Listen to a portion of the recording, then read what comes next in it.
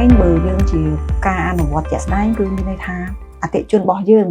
គាត់តែងតែស្គាល់ភ្នាក់ងាររបស់យើងមួយហើយទាំងអតិជនដែលគាត់ដាក់ប្រាក់បញ្ញើហើយនឹងទាំងអតិជនអន្តទានអញ្ចឹងជាទូទៅគឺគាត់តាក់ទងគ្នាដោយគាត់ស្គាល់គ្នាហើយស្រេច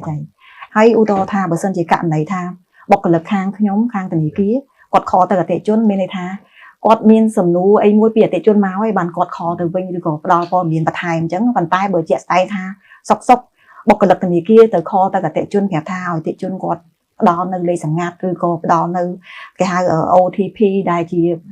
លេខសម្ងាត់មួយសម្រាប់ការដកប្រាក់ឬក៏ធ្វើប្រតិបត្តិការអីគឺអត់មានទេតែកន្លែងនេះខ្ញុំចង់បញ្ជាក់ជូនដែរហើយកន្លែងនេះខ្ញុំក៏បើកវងកញ្ចក់ដែរថាលេខសម្ងាត់ដែលចាំបាច់នៅក្នុងធនាគារគឺមាន2នឹងឯងមានថា OTP មានន័យថានៅពេលដែលអតិជនគាត់ធ្វើប្រតិបត្តិការគឺអាហ្នឹងគឺលោតមកតែម្ដងឯងអញ្ចឹង1វិនាទីឬក៏3វិនាទីអីចឹងទៅអញ្ចឹងសម្រាប់គាត់បំពេញ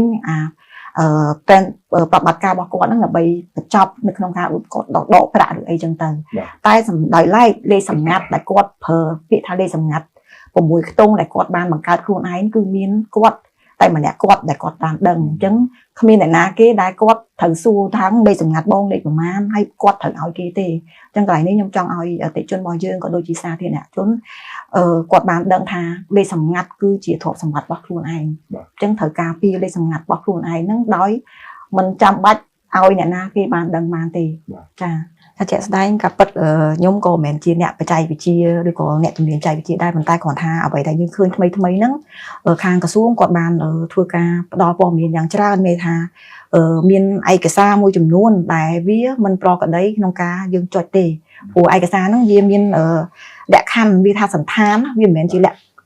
ខណ្ឌនៃឯកសារដែលត្រឹមត្រូវដូចយើងមានដូចថាខ្ញុំឧទាហរណ៍ឃើញគាត់បានណៅដែរថាដូចរបៀបដូចយើងប្រើ Word ឬក៏ Excel អីចឹងវាមានលក្ខខណ្ឌផ្សេងពីឯកសារហ្នឹងអញ្ចឹងបើសិនជាឯកសារណាដែលវាមិនមានភាពប្រក្រតីទេសូមកុំធ្វើការចុចកន្លែងហ្នឹងហើយបើសិនជាឧទាហរណ៍ថាបើមានលក្ខខណ្ឌថា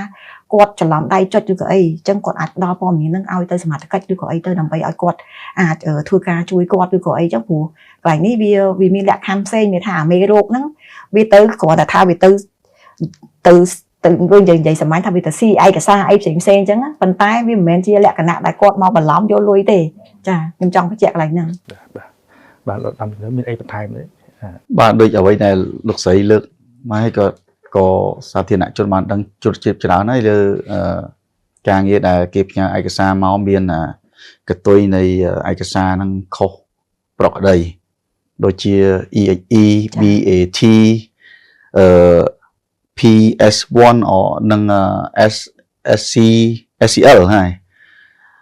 ភាគច្រើនយើងកំណត់ចំណាំថា